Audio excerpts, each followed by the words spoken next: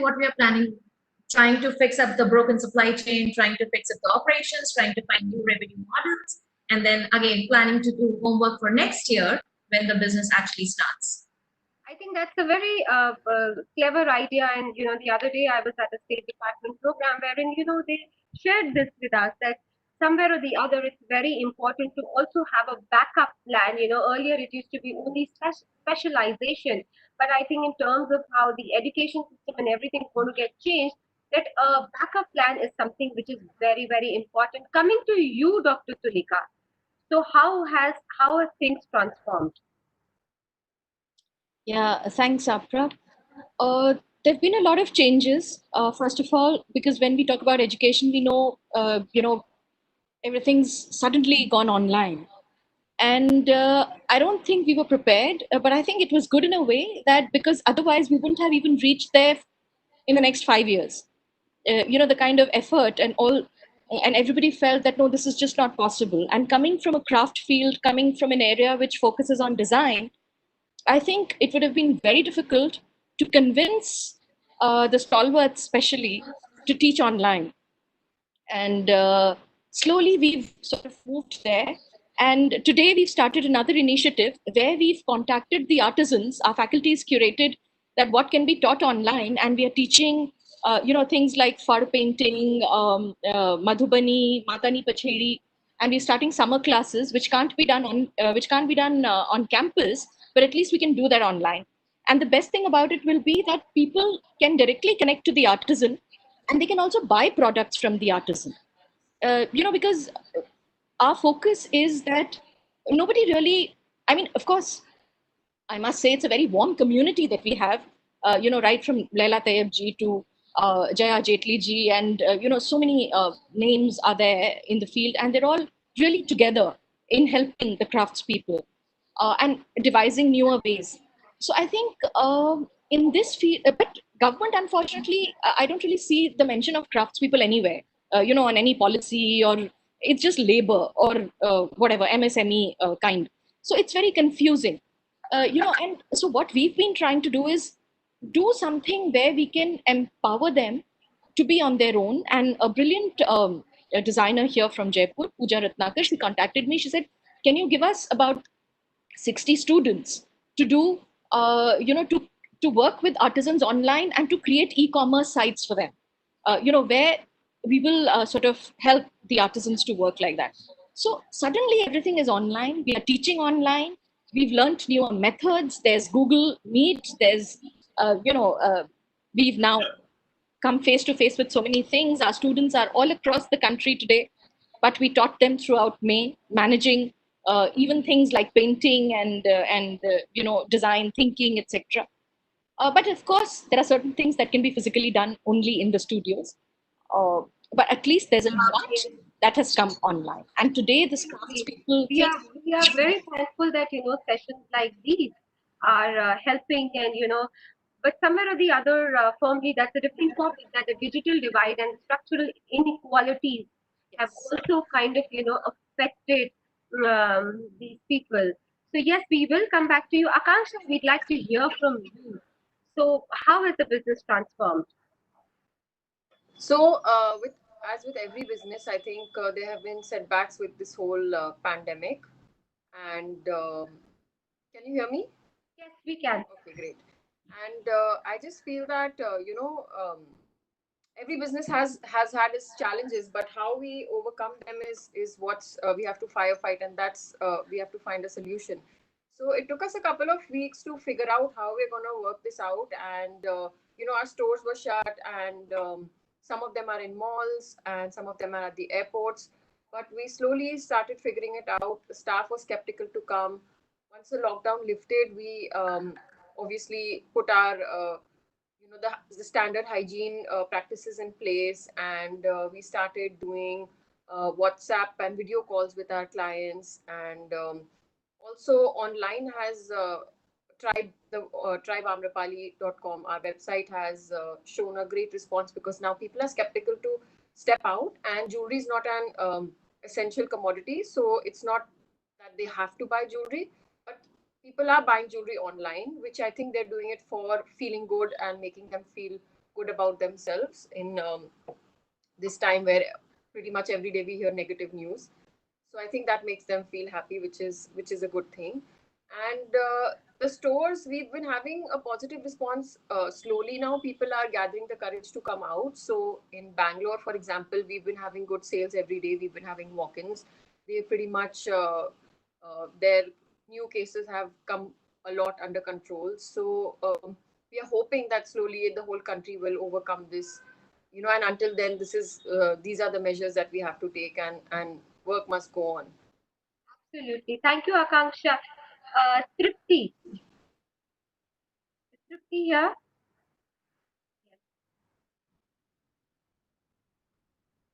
Yeah, Tripti. So, Tripti, what do you have to share? So I'll share two perspectives, Apra. One from being a chartered accountant and having a firm in, a service line. It's one thing we saw is definitely all our speakers has spoken about is bringing unknown community to social media or to Zoom or different portals, and it was quite easy because I'm working with ministry a lot, and we have seen that people, it was a challenge, whether it's ministry, whether it's now even ministry has all the conferences all of a sudden online, and now you're saving a lot of money on transportation.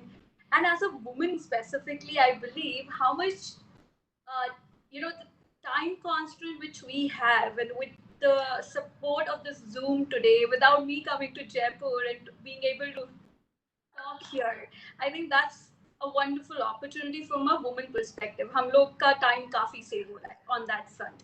Secondly, a lot of meetings as a professional, as doing meetings, it has become easy. People are available. Internationally, it was anyways there. And second perspective, which I saw, which a woman perspective I'm talking about, was the marketing. Now, marketing was the biggest challenge. People are making things, but they're not able to get the right market. So, at WomenVeda, we came up with a Woman Mark, which is a platform wherein it's a first blockchain artificial intelligence based e-commerce portal which was created. So it's about getting prepared for COVID. You have to, the people who will be successful or who will go on will be the people who are ready. So this, we today are bringing all the women. Now the biggest challenge again at grassroots is that they don't know, they have language constraint, they're making things, but they don't know how to list themselves. So our model is where our influencers in 100 cities, they list those entrepreneurs. Now they have hand holding, they have people who can understand and make their profile and promote them. And on the other hand, they're also getting influencers who are referring women entrepreneur. They can track their sales, they can track which location the sales is coming from, they can track the regular CRM database through this portal, which normally when we are referring, as a marketing or social activist, we always fail to track it. So this particular platform we were working on last 1 year, and even Women Waiter, we always call it as a virtual incubator for women. So thankfully, I think we could say that we were foresighted, and this has specifically from women's side, we knew what works best is virtual. We are more efficient, we are more energetic, but if we can get compliment of this virtual world, I am sure nobody can come on our way. So I would like to add. Question to you, Tripti, on this only. What do you think? Do emotions exist in the virtual world? Because now everybody seems to be selling through virtual world, and there are so many startups who are looking up to you for ideas, who are looking up to you for suggestions. So, what do you say? How does one get in emotions on the virtual media, the virtual world? Sorry. So I think it's not easy. Definitely what you're thinking and what you can see happens. But I will give you an example. So a few days back, we had a webinar on with someone who is a COVID survivor. He's a doctor and he survived. And when we started talking to him during our interaction, he ended up crying, while sharing. It's not just crying, but the voice sometimes tells and your eyes tells what it is. So I'm sure we are able to hear ourselves and we are able to see. And so the emotional aspect, which is our voice and eyes, are still available. We are not supposed to touch each other during the meeting. So I'm sure we may cover up by switching off the video for a few seconds and all. But if you're smart enough, the warmth in the voice, in the eye movement, and the expression are the great reason how you can understand these emotional aspects. You don't. Akanksha, thank you so much, Tripti. Akanksha, on this note only, I'd like to ask you also, because we see that, your brand has been kind of, has really captured the market very well virtually, and it always had a presence. So what and how do you manage this? So, I think the first preference of a customer when it comes to buying jewelry would be to physically touch and feel the jewelry piece, to feel how it feels against the customer's skin, the weight of it, the feel of it, the texture, the color. Uh, that is possibly the best option that the customer would prefer. The second best option is to buy online. For those people, we started our online store for those people who do not have Amrapali and tribe stores present in their city and internationally. So for them, they would be buying online, and this is what was the original idea when we started online, to give access to all these people. But now it's turned out to be a blessing in disguise in this time, where in even people sitting in Jaipur, Bombay, Delhi, where we have one or two stores, even covering South Bombay and North Bombay and South Delhi, Gurgaon. These people still prefer to buy online because they don't want to go into the store. Absolutely. Also, Absolutely. we have the exchange thing. So if they feel like it doesn't work, they always know that we can send it back and get something else or get our refund. So um, that's the benefit of going online. Yes, Akanksha, thank you. Preeti, I'd like to throw this question to you. Um, how have you kind of, balanced this whole perspective of the virtual world, and how do you think that, we could have, anybody could have a more collaborative conversation virtually? Sure. So ours is primarily into food and nutrition. So people would get our boxes and they would physically look at it and have it. So there, while delivering the particular product, we have taken several precautions. Like even when our packets go, we would put the chef's temperature, the packer's temperature, the driver's temperature, everything, so that people are more aware. Whatever they're getting is handled safely. So that's something which we have done operationally. But the virtual world is where we are taking a couple of webinars. Like we are doing a couple of webinars on child nutrition, because all kids are at home at the moment, and parents are worried they are not getting physical activity, what they should be feeding. So I think webinars and interaction on the digital media are certainly helping us create that bond, push the information to our consumers, and helping them stay fit and healthy even in this duration, and trying to give them shortcuts, how they can maximize the nutrition with minimum protein. Chhavi, there's going to be a big question for you, but towards the end, because I know there is this challenge you may be facing. But before that, we'd like to hear from Chitra. Chitra, what are you doing to create emotions in the virtual world? How do you think this is going to help your business? So, typically, how a customer books an experience would be, he would either reach the destination and then see what can be done there, right? Or he would be looking online and booking it. There are two possible options. Now, what he experiences at the destination is separate. What we can do here is create a lot of video content around the experience and actually educate and make the customer feel the experience a little before he actually goes and witnesses it there. So we focus a lot on video marketing and content creation around the activities and experiences that we sell. But there will always be a lot of difference in the real experience and what you see on the video. But yes, you can say that it's like a trailer of the movie. You get a sense and you get an excitement, and then you could actually feel it physically when you do it. Absolutely. Thank you. Dr. Toolika, you have already shared about this kind of an aspect in your previous thing. Anything else which you think can help any kind of craftsmen or any kind of startups or any kind of businesses which the women are into that can really help them to sell their product or to create a mark for themselves in the virtual world? Thank you, Apra. I strongly feel that, what people need to focus now is on universal design. That's what I feel. Till now, the focus has been on people with deep pockets, with people who have a lot of money, and all the designers and everybody's been planning for them.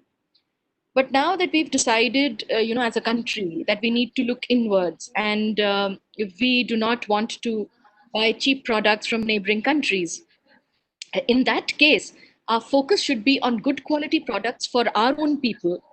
And uh, this whole business of people moving away from one state to another, and we saw the migrants, as everybody's calling them. So these are the people who need a whole lot of products. These are the people who can work and create also a whole lot of products. So why don't we use our own people to create products for our own people, rather than creating the best products for the elite and for sending them abroad, and buying cheap products from other countries. So I think if that is our focus, we will do very well as a country. And we really need to work on people, for people rather, who live in small houses. So to be able to create modular things for them, things that, For them. yes, and which can quickly come up. And so that kind of designing should be the focus. In any case, India has been a brilliant country with, in terms of craft design, for a very, very long time. And uh, all our designs are unique. I really love to quote a design study by which, uh, after doing which, NID was established. So I really love the idea of, the lota or the matka that is created in India. It's such an amazing thing. I mean, you don't have an extra handle. Even if it falls, the mouth is small.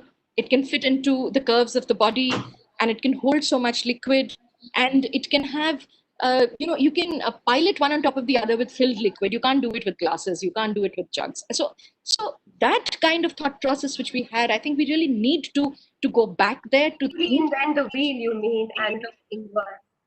We need to dig deep into history, figure out from there, and I think do it for our own living. So the best thing for our country shouldn't be कि हमारा बेटा विलायत गया है पढ़ने. It should be कि कोई आया है इंडिया पढ़ने. So that is what I feel we should work And towards. Gupta ji was talking about brain drain a little while ago. Thank you, Dr. Toolika. Coming to you, Chhavi. Chhavi, structural inequalities, digital divide, these are the words you may be so familiar with. So at this point of time, when everybody wants to uh, impart education through webinars or connect, e-connect, how do you see the whole scenario? Well, there is, of course, great focus in the urban area, and I wish people would also shift that focus to the rural area, because our kids and the youth at the moment have no access whatsoever. Neither do the teachers, who up until now have never really, majority of them have never really used the virtual platform. Many of them don't even have smartphones or access to smartphones. So one really has to think things through, but at the same time, it doesn't mean that it can be done. It should be done, because as we've already heard some of the co-panelists speak, that the virtual scape provides an amazing opportunity. And I think people within India need to understand that rural India is still a cleaner canvas where you can begin from without really having to get people to relearn too much. And if that understanding comes through, there is so much opportunity to do so very much. And these are very important aspects. For example, people talking about nutrition. There is no talk of nutrition or understanding of it in villages, especially like where I am, or in Rajasthan or water scarce areas where farmers cannot grow vegetables. There is no access to greens. So what else can we possibly get? So do we have access to someone like Preeti or someone like Tripti who can teach us the very just costing finance and deliveries, and someone like Dr. Toolika and the team who can help us with understanding the importance of quality and consistency, so that exactly what Dr. Toolika spoke about. Why do we not tap into the human asset bank that the country has? Yes, we are large in numbers, but does not mean that it's not doable. And again, reaching out to Akanksha and Chitra as well, you guys have amazing expertise. Rural tourism has so much scope, but we don't have to necessarily look for people coming from outside. Why do we not engage urban students to come to villages and do programs together? It is something that we have done a number of times within my village, and it's beautiful to see how that mixed group of village kids as well as city kids, when they work on a project, and what we do is make sure that when the presentation happens, each and every student speaks up and shares their perspective, which cannot be influenced by any other. So it's really wonderful to see how that sensitization happens. And as Dr. Toolika also mentioned, what we also try and do is end the program with some traditional local technique or practice which perhaps has been forgotten even in villages, so that the next generation, be it the kids in cities or in villages, learn about it and realize that how simple and beautiful those solutions really were, and it's something that can be done in any household. So this is just like a basic idea and simple thing that I'm really sharing about. But if you really use the virtual scape to its full potential, there is no way that that structural inequality that you spoke about cannot be taken care of, and the inclusiveness that needs to happen.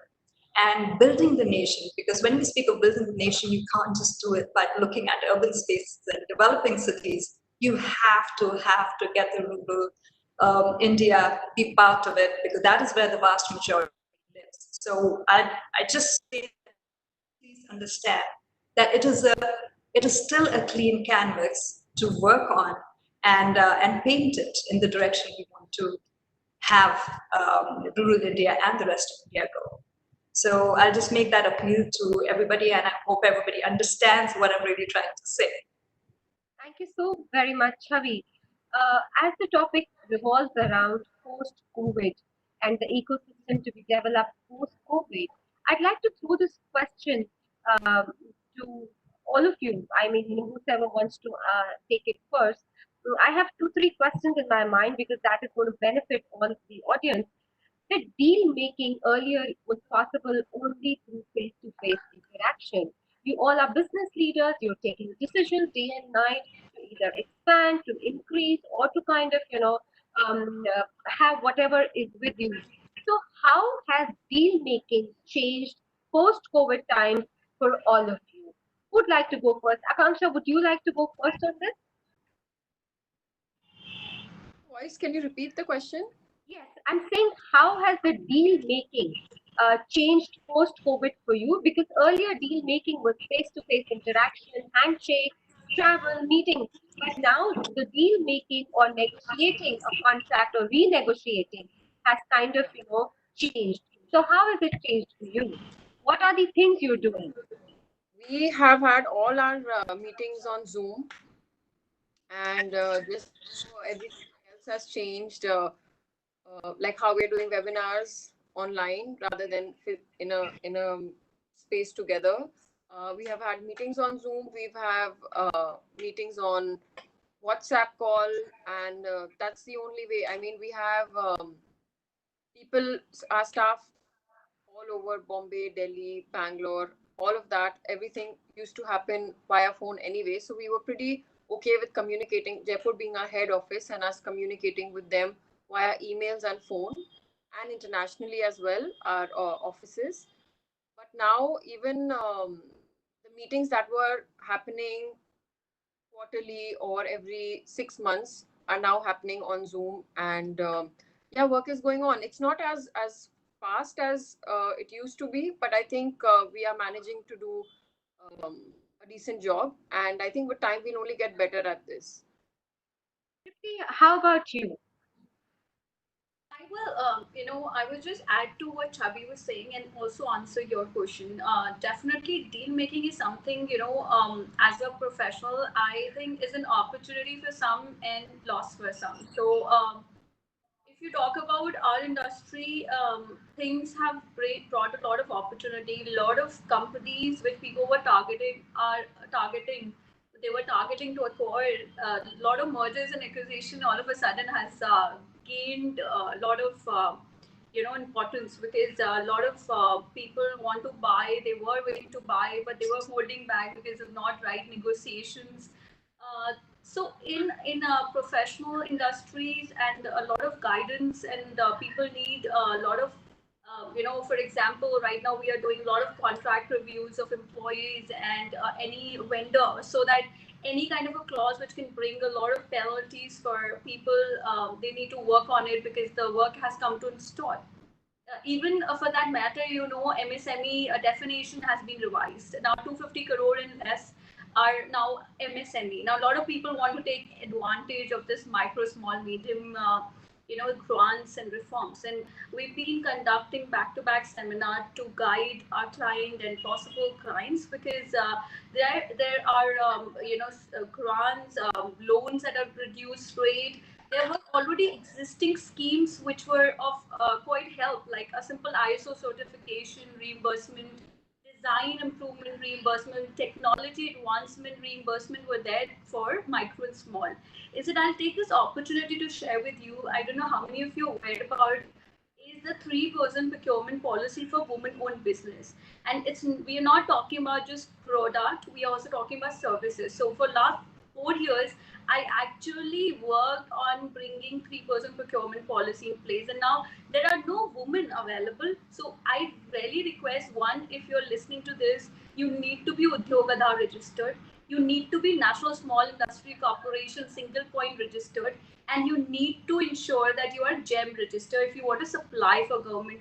A lot of simple services like supplying, you can be an authorized dealer for a renowned brand and start your business. If you're losing on your business, you can just go on GEM, you can register yourself, you can get verified.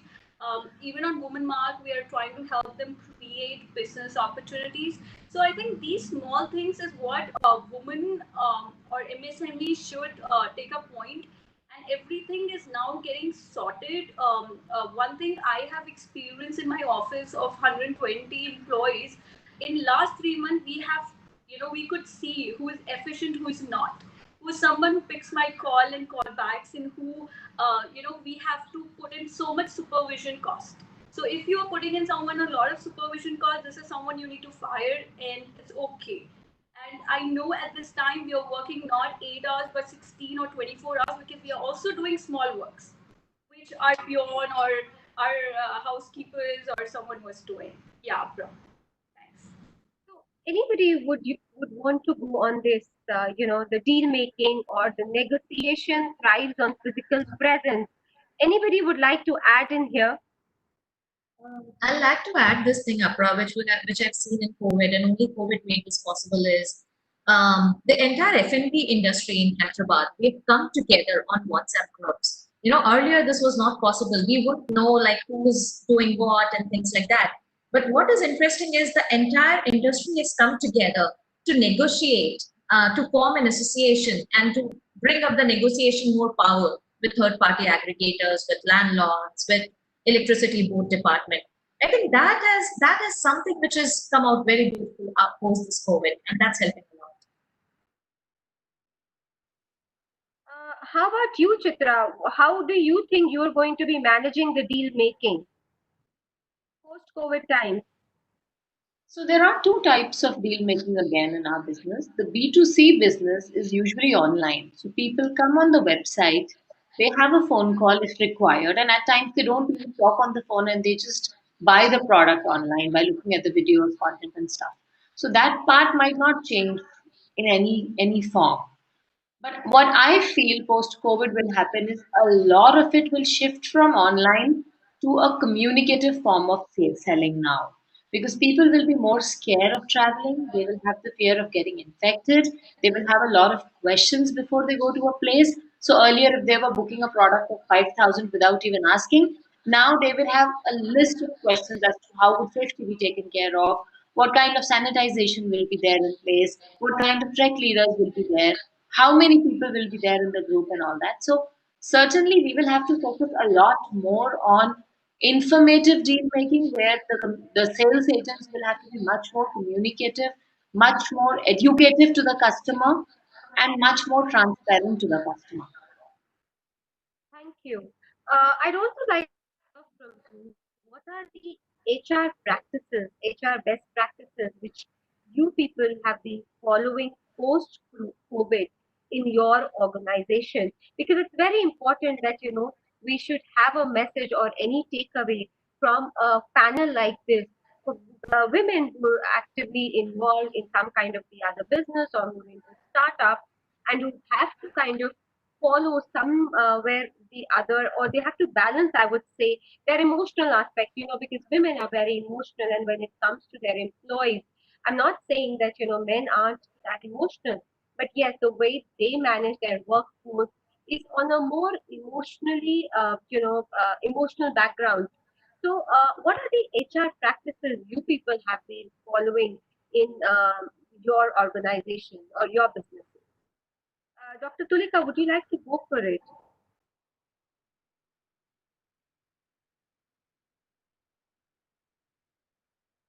I Yeah. think, Yes, yeah, sorry. it was mute actually. Yeah.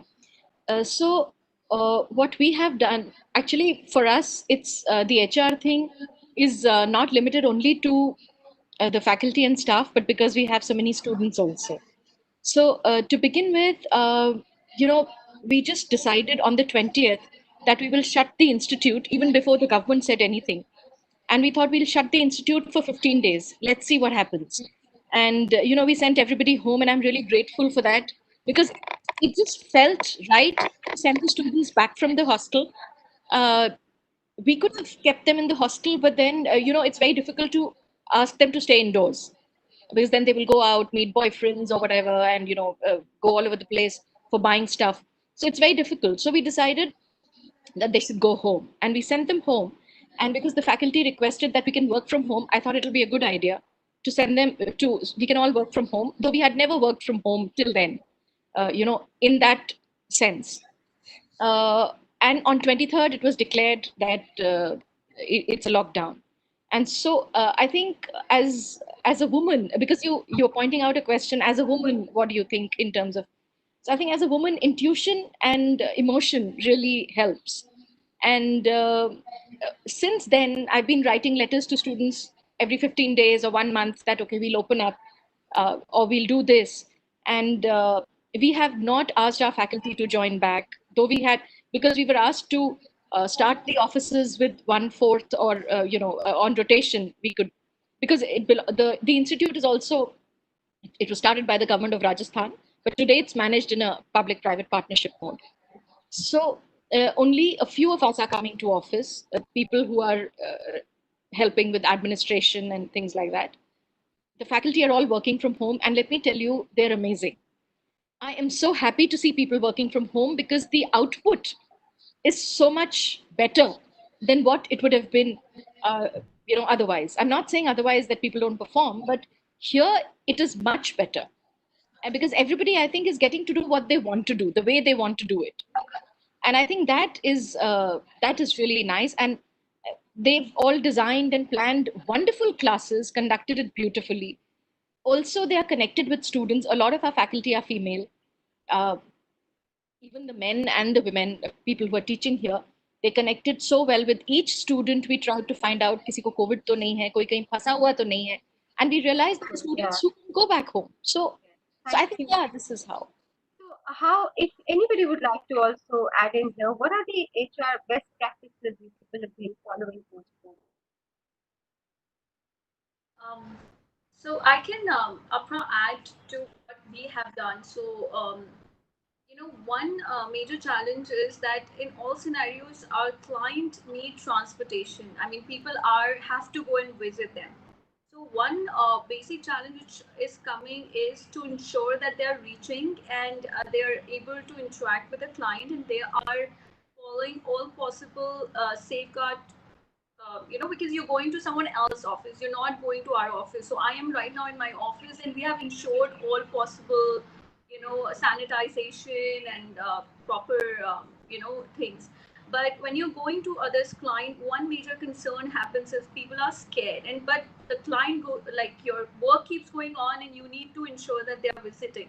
So one is the transportation has to be made comfortable. We have to we first introduce a policy where it's a support that they can take a cab which they can pull in with a nearby place with nearby people, because it's not available. We don't want our staff to travel in crowds. So that is one major challenge we face, and we came up with is a combined pooling, or if you have your own vehicle, so we reimburse your vehicle petrol expenses or diesel expenses. Second is, the kind of pressure is that not everyone is 100% utilized. And for 3 months, we have paid full remuneration for all our employees. So we have around 150 plus employees, and we have not deducted. But this is not something which can go on with the current scenario. So recently, we came up a policy wherein we propose a deferment, not reduction, but deferment, because we know we will recover from client. Maybe the response time of the payment or realization will be slow. But also, we said a very important fact was actual number of working hours. Now, no one, even at a senior management or senior position, is 100% utilized. So I think if the pressure, and we have done the deferment only for people who have salaries more than 25,000 rupees. So someone who is below the bracket, we have not deferred. We are giving them whether they are able to come service us or not, to ensure that they don't face any problems. But above 25,000, we are coming up with 30% deduction deferment and actual hours payment. So if you are doing 4 hours, 5 hours, 6 hours, it will be accordingly paid, so that the people who are working full time or the people who are working overtime, they are getting the complete salary. They are at least not being compromised. So this is what we are following up from. Thank you. Anyone else? I'll add to that too. See, we speak of HR, of course, we're normally thinking of organizations, but in a village, that also comes in. So from a village perspective, it is, of course, multi-layered, because you're looking at different age groups and different mindsets, and taking them along. So it's a lot of hand-holding and a lot of awareness, a lot of continuous education. But the beauty of it is that when people understand, they also become champions in spreading the word. So if I'm able to focus on, even if it's just my own village of 7,500 people, age group newborn to 98, I do know that that information through them will get passed on to other panchayats and other villages as well. So I think that is something that we have to keep in mind, that whenever we do have best practices coming in, there will be people who would understand, and they will also share that information with others so that others can also benefit. So I think more of what each one of us is doing and others in their own different spaces are doing should be out there. Of course, what's it gotten me to do is try and create more awareness. And now, for some of you who are in touch with me would realize that I was not active on social media. So I'm just now being really pushed into it, especially because of my village. Likewise, I also am running a not-for-profit college, a girls' college in the village. And that has, of course, I have that responsibility of taking care of the people who are working there, the faculty, the admin staff, and the other staff. So the fact that these people don't have alternate source of income, and their family background is such that if they don't get the earning, there is nobody supporting the family. So while of course we ourselves are not financially that great, but we do make it a point to ensure that everybody who's part of the team is given the required salary. And now that we've received a circular that exams will be conducted, so we are trying to get whoever lives closer to the college in the rural sector, at least those people we try and get into the college as and when convenient for them.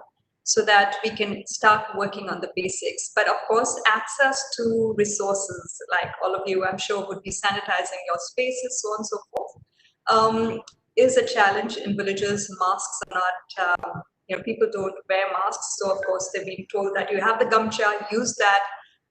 So what I'm really trying to say is that HR policies do apply even in the rural sector. It's just that the spread and the format is just varied and much larger. Thank you. Would anybody like to add here? Chitra, Akanksha, Yeah, I would just like to also just share that in spite of everybody being at home for almost 2 months, we also, did not deduct a single penny from anybody's salary. Just keeping that in mind that it's not their fault that they're sitting at home right now. So, and I think that's very important for everybody to do, just as Dr. Chhavi Rajawat also mentioned just now. So I think that's really important. Tripti also mentioned. Thank you. wonderful. So I think we can go ahead.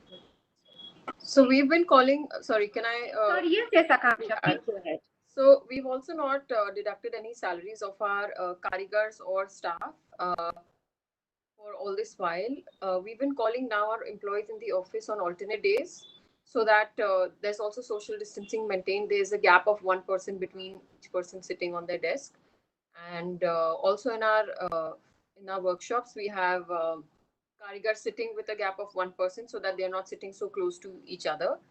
And at lunchtime and tea time, we ensure that they have at all times they wear masks, but also sit separately. And we are not at the moment getting employees from curfew areas, so from the walled city and areas which are in curfew right now. Um, those people who can work from home, their work doesn't require them to come into the office. They are also continuing to work from home on alternate days. And as somebody also mentioned earlier that after a certain bracket of salary, then we're doing the what she was suggesting at 25,000 plus. Then we are so that's what we are doing as well, and not. I think it's 20 is our 20 is the minimum, and anyone who's getting 20 and below gets their full pay. And then going up, it's percentage wise how much they get. Their salary has been getting deducted now for the time being, and in the future we will be reimbursing them percentage based every month. So that's what we've been doing. Wonderful. Here at this juncture, I'd also like to remind all of you, we're all entrepreneurs, and there's always a constant need to solve problems. As entrepreneurs, we move so quickly, we solve problems. However, that at this point of time in our life, instead of trying to find all the reasons to say no, we are finding reasons and our techniques to say yes. And I think all of us have been doing it. I'd like to ask you, how are you controlling the damages that have been, done so far, and what are the ways you're doing to control it, as an entrepreneur? This also has a message for so many women entrepreneurs who are watching us live, that how are you controlling your damages? Anybody would like to go here? Chitra, yes, you? So I think travel and tourism is one of the worst hit sectors. We all know that. And it will certainly be one of the latter ones to recover. Right? So, technically speaking, something that we are putting our energy on right now is investments in the future. So, all I know is someday, which may be 6 months down the line or 12 months down the line, recovery will happen, right? Now, when the recovery happens, how prepared are we to re enter the market? How aggressively can we re enter the market? How fast can we capture the audience again? Is what will matter. So we have to survive this period of whatever months it is. And we also have to prepare and invest in ourselves, in our capabilities, so that we do that with full aggression at the time. So all the team members in our team are working from home and we are consistently putting in energy for the future. So be it the website revamp, be it the technology side, be it new product creation, tweaking the way the consumer will interact now. So focusing on all those things and preparing ourselves for the coming days. I will just add to what Chitra said. So, when you're talking about current scenarios and how to deal, there are two definitely very important things which we have worked on is technology and human resource. So, in the last 3 months we have tried to complete the trainings of our employees, which were due for last 10 years. So I think that was one thing. We got the best of the people to train them on different accounting standards, different technology, and different prospects which they should know. And also, we invested a lot of time in not just making them updated with the technical stuff, but also how they can overall develop themselves and be an professional entrepreneur than just an employee. Because today, in current scenario, we don't want employees, we want entrepreneurs, we want technically equipped professionals who are not only just technical people but also business development people. Second, I mean, even in all industry, we have seen artificial intelligence coming in, technology playing a very important role. But and there are thousands of platforms on peer lending, fintechs, and all, but nothing has been done on the accounting technology side. So we've been desperately working on a software which can reduce people to hire or the cost incurred by people on accounting, on accountants, on virtual CFOs or CFOs. How you can have that kind of a technology software in your company or someone which can complement you on your financial accounting system. So our lot of time instead our 60% of main management or partners are spending a lot of time in technologically equipping themselves and bringing the new software which can we can work and bring a change. So just to add to what Chitra was saying. Akanksha, would you Quickly, like I would to like, add? Yes, yeah, I yes. just wanted to add to what Tripti ji was saying that we have a lot of staff who are not from the jewelry background, sales staff, office staff as well. And for everyone who's listening to this, who's in the jewelry industry, it's a very helpful tip that GAIA has been offering free online courses. So we've been encouraging our staff to sit at home and take these courses. There's all different kind. There's jewelry sales, marketing, the technical part of it as well, design. So this is a very helpful tip for anybody who would like their employees to get the basic training as well. Absolutely. Would anyone else like to add in here? I'd just like to add a little bit, Apra. I think this is a great time, as already has been shared, to um, improve your own skill sets and also help that of your team members with all these online courses that are available, many of which are available for free as well. And in addition to that, I think for businesses, for entrepreneurs, it's also important to prioritize what kind of expenses can be shelved for later so that you're not spending too much. You don't really have to worry. And I'm speaking more so from those who have smaller businesses who are really, really stressed with the current situation because of the pandemic and lack of access to markets and so on and so forth, and no business really happening. So I think it's important to prioritize and see what is needed and what can you do without it. I think just some very basic tools like that and penning things down. Also in terms of what you should do in phases, what again is priority, what should be looked at in phase one and what can be kept for later. I think that will also help streamline things because I think there's a lot of stress that is currently on a lot of minds. And as a result of that, we tend to lose our focus upon some very basic things. So if we begin with the very basics and then pen it all down, because I do believe in mapping the mind and actually penning things down, because that gives you greater clarity and helps you move forward much better than you would in a haphazard manner given the stress levels that are existing. Thank you. Quickly, any two of you, if would like to answer, that how at these the times of crisis, how are you motivating your employees? And especially if the organizations are small or big, that's fine. But especially for organizations which are small. So what are those words of wisdom you're sharing with your employees? Anyone, any two of you quickly would, then we'd like to conclude. I'm happy to begin. So if I speak about the college, for example, it had a very basic format of functioning, and I think there was a certain cadence which has had a lot of ease. Now, because of the pandemic, of course, everything's had to be rethought through, which is something that people weren't expecting to happen. Our faculty and admin staff in particular. But what we are doing really to keep them motivated is making them understand the potential that exists and what can be done. How can we restructure ourselves? How can we restructure our programs and the way we are teaching to make things easier, even in this time of pandemic? And the beauty of it is that while there was, of course, a little hesitation initially, and we, of course, give them enough leeway, enough time to figure things out, also do the hand holding, because for a lot of them, the digital space is something very, very new.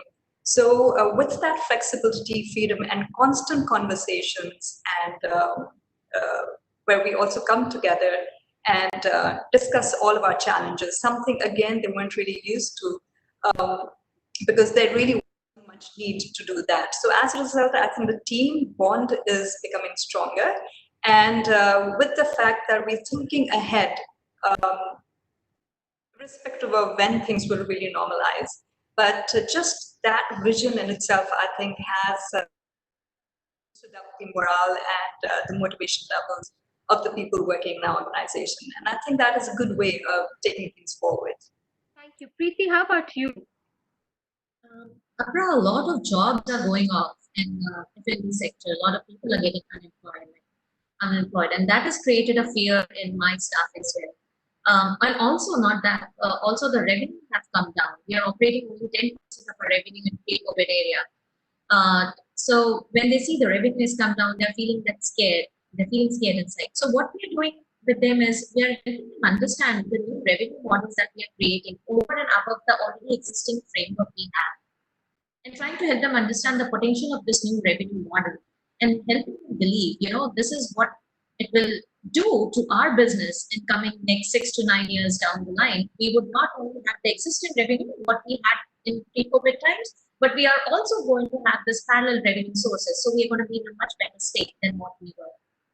So that's one. The second set of motivation that we are doing is, since the revenue is less, we have reduced our OPEX. And we are also trying to do cost cutting in several areas, and where we are helping these team to come across and work with us, because we are telling them every penny saved is like every penny earned. And now they are getting into those lines, and we are housing them inside a very safe facility, which is like 30 steps down the kitchen.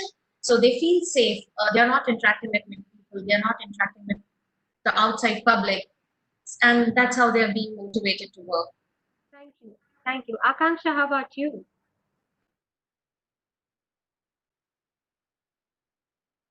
So we've just been, the only way we can do this is by telling everyone we're in this together and motivating them to, keep themselves occupied, because I think the more idle you are, the more you sit and think and worry about what's happening. Everyone tends to worry about what's happening. So by offering them other things to do, like courses and work to do as well, I think that's the way people stay motivated, to keep giving them work to do. Of course, a lot of webinars as well. We ourselves have been attending and taking part in a lot of webinars. And for those who have kids at home like I do, then the whole day flies by. There's not much to do. And a few of our employees who were stranded in other places, we've made sure that they have managed to come back to their homes as well. So these are just small, a lot of our karigars who were stuck in Jaipur just when the lockdown had happened, we tried and made sure that they got help to get home, even if it was financial aid or whatever support they needed. In a way, they have a union, and made sure that everything was taken care of for them. Now we are making sure that everyone is able to come back to work and helping them come back to work, because they also want to come back to work. They've been stuck doing nothing for 2 months. So yeah, it's this is what we've been Thank you. doing. Sure. Chitra, quickly, in about 30 seconds, what can we also hear it from you? Sorry? I'm saying in 30 seconds, can we also hear it from you? Just two words, no? Doing a lot of work. Everybody in the team is working really hard. So the mantra that we are following is people who are doing sales are building products now. It's hard for them to build the products, and so they're taking more time, putting in more effort. They've technically forgotten that we are in that COVID era, and when you talk, you don't feel कि sales nahi ho rahi hai. Absolutely. Thank you. Dr. Toolika, quickly. Sorry, you muted. Yeah, yeah, yeah. It's okay now, I think. Yeah. So our factor for motivation is the same. Talking to people, motivating them. Uh, Everybody knows that this will pass. It's not easy, but this will pass. And I think in our field, because we're able to use technology to the best, um, so it's not very difficult. And honestly, because everybody's getting, their salaries on the first of every month, that's a huge motivational factor itself for people to work. Thank you. Tripti. Really feel that everyone should be ready for the future, and this is exactly what we were also while wanted to bring a change, and we have brought that change. We are able to reach to maximum people, and I think bringing and keeping people busy is motivating them the most. If they're free, they're thinking in the wrong direction, please, I would really say that this is the time. Even if you have to, if you can adopt 10 more people in your office place and train them, keeping people busy is helping, is motivating, in addition to the salaries, of course. Thank you. Thank you so very much. I think it was a wonderful panel, and so many things we learned from each other, and so many takeaways from this kind of a discussion. I think the aim of such kind of discussions is that because we learn from each other, problems faced by women across the globe are similar. It is just the way we are dealing, we are handling. That is how we're inspiring each other, and we are connected with each other. Is this the new normal? Well, we really do not know if this is the new normal. Even if we are on opposite sides of virtual negotiating table, we are all this, and we are here in together.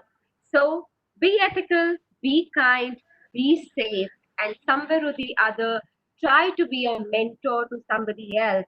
Because a popular research says that a woman who has a mentor, and if she is asked to do a task, there are 70% more chances that she will outshine the other who's not got a mentor. So it's very important for women, as women, that we mentor and we kind of handhold others. Thank you so very much to all of you. Thank you, Atulji. Thank you, Rahul. Thank you, Mr. Ajay Data. Thank you to all the wonderful people sitting there at Tripti to make this happen, to make it possible. Thank you, Apraji. Thank you. Thank you to all the distinguished speakers. You are all experts in your own areas. We look forward to more such opportunities. Thank you. Thank you very much. Thank you all so much. Thank you for having us. It was wonderful meeting everybody. Thank you. Yeah, thank you.